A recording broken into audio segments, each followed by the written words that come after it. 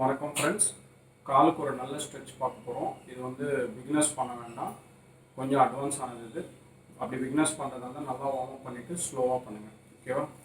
So காலை வந்து பார்த்தீங்கன்னா பட்டர்ஃப்ளை பொசிஷன் மாதிரி கொண்டு வாங்க. கொண்டு வந்துட்டு 2 டோஸையும் பிடிச்சி நல்லா சைட்வார்ட்ஸ் ஸ்ட்ரெச் பண்ணுங்க.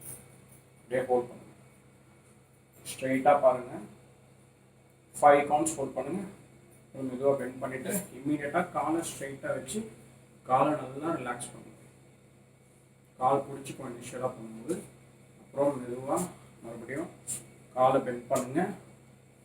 டோஸை பிடிங்க, நல்லா ஸ்ட்ரெச் பண்ணி ஹோல்ட் பண்ணுங்க. 1 2 3 4 5 முன்னே இருக்கும். ஸ்ட்ரெயிட்டாக வைங்க. இதுதான் பா மாதிரி இருப்பீங்க. கால் ரெண்டு வி ஷேப்பில் இருக்கும். அப்புறம் மெதுவாக கொண்டு வந்துட்டு காலை மெதுவாக வைங்க. இம்மீடியட்டாக காலை ஸ்ட்ரைட்டாக வச்சு நல்லா ஷேக் பண்ணி ரிலாக்ஸ் ஆகிடும். ஸோ இது பண்ணிங்கன்னா உங்களோட காலுக்கு ரொம்ப நல்லது. அதாவது டைஸ்லேருந்து உங்களோட ஃபுட் வரைக்கும் நல்லா ஸ்ட்ரென்தன் ஆகும். கிரைன் ஏரியா நல்லா ஃப்ளெக்சிபிள் ஆகும். ஓடுறதுக்குலாம் நல்லாயிருக்கும். கால் நல்லா ஸ்ட்ரென்தன் ஆகும்.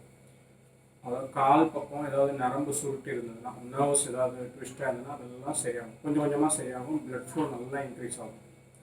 ஸோ நான் ரொம்ப நேரம் நிற்கிறேன், கால் வலிலாம் இருக்குது, இல்லை நான் வந்து ரொம்ப நேரம் நடக்கிறேன், காலில் சில இடத்துல நரம்பு சுருட்டிகிட்டு இருக்கு, எனக்கு அந்த ஃபீல் இருக்குன்றவங்க இதை மெதுவாக பண்ணுங்கள். கொஞ்சம் 5 செகண்ட்ஸ் ஹோல்ட் பண்ணுங்கள். 5 to 10 செகண்ட்ஸ் ஹோல்ட் பண்ணால் போதும்.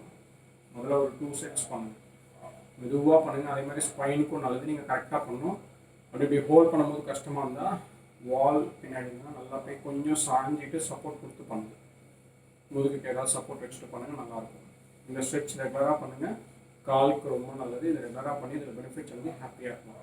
Thank you so much.